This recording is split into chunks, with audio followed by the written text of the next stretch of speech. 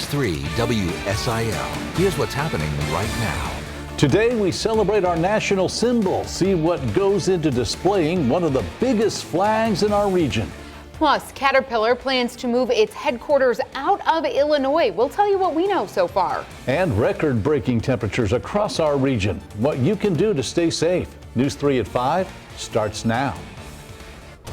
We've got you covered. From WSIL, this is News 3 at 5. Good evening, I'm Mark Kiesling. And I'm Julie Williams, and it is hot again today. Oh, it sure is. Storm Track 3 meteorologist JC Brienne is with us. And JC, this day started hot. It did. It started very hot. We actually woke up to temperatures this morning in the low 80s. So very, very muggy and uncomfortable even through the overnight hours. Of course, it got even hotter throughout the day. We've got temperatures today back up into the upper 90s across the area. A lot of sunshine as well. Mount Vernon coming in at 97, the Perryville Airport at 97, and Carbondale at 97 degrees. The only little bit of relief, if you can call it that, is it's just slightly less humid than it was yesterday. So the heat index values are just a hair lower. Mount Vernon feeling like 108, Carbondale feeling like 106, Paducah 100. We do still have that excessive heat warning in place until Wednesday, and there is a chance this could be extended out even into Thursday. We'll break down when we could see a little bit of relief coming up in just a couple of minutes. Despite that heat, Little League games are still being played around the area. Yeah, News 3's Brandon Morano is live in Mount Vernon, where it's feeling like 108 degrees. They've got to take extra precautions to stay safe. Yeah, thanks for reminding me of that, Julie. 108, the highest heat index out here, and it definitely feels like that. We actually bought a thermometer on our way over here. We're at Cusimano Sports Complex in Mount Vernon, and right now it's showing 101, but definitely feels a lot hotter than that. Really, the only good thing is there is a slight breeze right here. Now, what these Little Leaguers are doing and the commissioners that run the league is they're making sure that all of these players have the opportunity to stay hydrated. If you kind of take a wider look at the shot here, you can see one of those coolers. They're having 3 water stations on each one of the bleachers. Now, there are 4 fields here, so all 4 fields will be in use. Games are starting at 5:30, so they'll kick off here in just about 25 minutes or so. But the key is making sure these players have enough water. If they get hot, make sure they get to sit on the bench, get some time in the shade, and ultimately have fun, even though it is this hot out. I'll have a report coming up at 6 o'clock on News 3, but for right now, make sure to drink plenty of water, a cold towel around your neck, everything you need to do to keep yourself cool. But I'll have a lot more coming up at 6 o'clock. I'll send it back to you all in the studio. People in Jackson, Missouri are being asked to use less electricity. In a Facebook post, city officials warned excessive heat causes peak usage to occur between 3 and 6 p.m. And they say lowering usage during these hours helps keep demand more manageable and prevents possible blackouts. Homeowners should reduce air conditioning usage and find other ways to cool their homes. Close shades to keep the sun out and avoid using heat-producing appliances like ovens and dryers during that peak time. We've learned Caterpillar's headquarters will move out of Illinois to Texas. Their corporate headquarters has been in a Chicago suburb since 2017. Their manufacturing was in Peoria. They say this move is in their best strategic interest. Caterpillar makes construction and mining equipment. They do say Illinois will still have the biggest concentration of Caterpillar employees in the world. Capitol hearings investigating the January 6th riot at the Capitol have been postponed. They were scheduled for tomorrow. But now they'll have them Thursday. ABC's Jay O'Brien has more. Tonight, the House Select Committee investigating the January 6th insurrection, postponing Wednesday's hearing and the planned testimony of Donald Trump's former acting Attorney General Jeffrey Rosen, who took office after Bill Barr's resignation, and the committee claims was the target of repeated requests from Trump to investigate baseless election fraud claims. A committee spokesperson saying the proceedings were postponed due to scheduling issues. The next hearing will take place Thursday.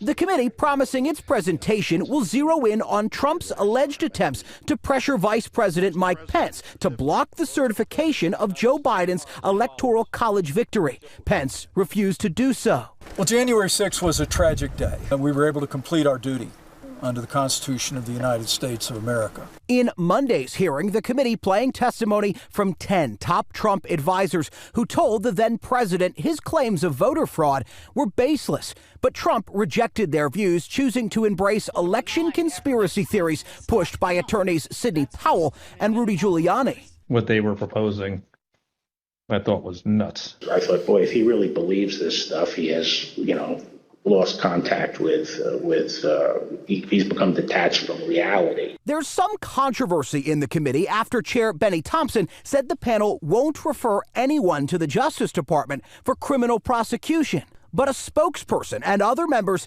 later leaving the door open for potential criminal referrals. When our hearings are complete, we'll have a conversation on next steps.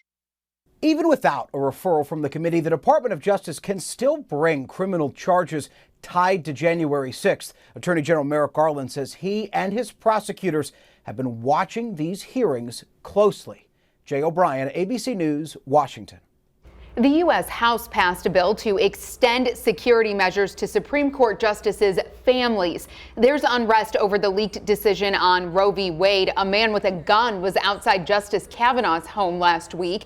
Right now, Supreme Court justices are covered by federal security protections. Some Democrats voted against extending the protections to their families because they say it should protect lower court judges and clerks too. The bill is headed to President Biden. And apparently there's a triple threat to our finances. Right now we're in a bear market. That's when the S&P index dips at least 20% below its most recent high. The Federal Reserve will probably increase interest rates tomorrow. Some economists say we could be headed for a recession, and a lot of people think inflation is to blame. Tonight, the White House does say it's keeping an eye on everything. And Americans are bracing for a potential recession as inflation remains at a 40-year high. As Julie pointed out, the Federal Reserve is poised to raise a key interest rate by 0.75 of a percentage point. And that kind of jump hasn't happened since 1994. SIU economics professor Kevin Sylvester says the goal is to reduce spending. He says as people spend less, prices should come down. We want to curtail spending to bring prices back down, but they don't want to swing the pendulum too far and create a full-blown recession. So they're trying to raise interest rates just enough to slow down the economy enough to bring inflation down without then causing a recession. We'll see if they can do it. It's a very hard task in front of them. Sylvester says it could be anywhere from a year to 18 months before we see the effects of the interest rate changes. Financial experts say don't panic and continue to invest in your 401k and retirement accounts. They also say cut down on non-essential spending. The Illinois Department of Human Services has announced new investments into the state's early childhood education. Those include increasing child care assistance reimbursement rates for low-income working families, increasing the eligibility for assistance funds, and providing $60 million to 2,400 child care providers. It also includes eliminating co-pays for homeless families. The changes take effect July 1st. Well, today is Flag Day, and there were a lot of flags out in our area. But few as big as the flag we saw at the Marion Camping World. As News 3's Danny Valle found out, it takes a team to take care of that flag. Sits on a 130-foot flagpole. When it's new, it's about 40 by 80. If you blink, you won't miss it. It's hard to ignore that big stamp of American pride as you exit southbound Interstate 57 into Marion. It's kind of hard to tell from the ground, but each one of those stripes is approximately the height of a normal flag that you'd probably see at somebody's house. Camping World is known for its RVs and its commitment to displaying American pride. It's a standard flag and flagpole for Camping Worlds. Any locations would have the same kind of flag setup. Retail sales manager Aaron Berry says each store has 3 flags in rotation. One to fly, a backup, and one being repaired. On this Flag Day, we celebrate not just the birth of the Stars and Stripes, but also the birth of the American Army. Coincidentally, it takes an army to take down this red, white, and blue beast. It takes about 12 to 15 people to take down Big Old Glory every week, and they try to do it during calm weather. Trying to bag that behemoth during bad weather could get dangerous. It's armfuls. Everybody's, just trying to grab a hold of it, keep it off the ground, obviously. That flag, if a good gust of wind comes by, will pick somebody off the ground and put them down on the ground somewhere else other than where they started. Old Glory can't be tamed, but it can be admired, Barry says, from all walks of life. The proud military tradition that this country has, a lot of people have family members or know veterans personally. A lot of people, the flag can just symbolize freedom and why they come to this country. Reporting in Marion, I'm Danny Valle, News 3. Now, to give you a better idea of how big that flag is, a standard size flag is about 3 feet by 5 feet. And Danny did the math. About 200 of those flags would fit onto the giant flag at Camping World.